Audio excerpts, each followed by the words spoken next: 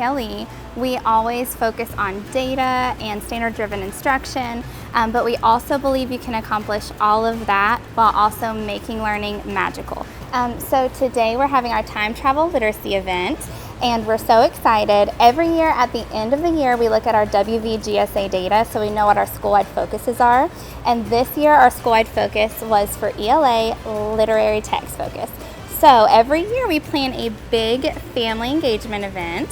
And this year in particular, we wanted to do things a little bit different, so we threw in a time travel twist, as you can see. So we wanted to create an event that not only brought our kids in, but brought our parents in as well. So we not only do really fun activities with the kids, we also do a parent training while the kids are having their fun and learning. It definitely allows the parents to see kind of inside of the school, one.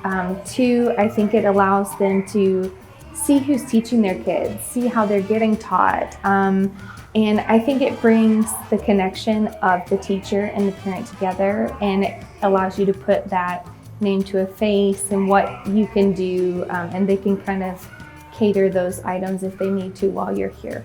They'll each be rotating through 3 different literacy stations. So our K through 2 will be going to a read aloud station, one will be a sequencing station, and one will be a sight word game station, all based on like time travel or space. And then for 3 through 5, they will be doing inferencing stations, etc. So it's all just about using their reading skills. So we just want to make it fun and encourage literacy. We are also doing comprehension skills.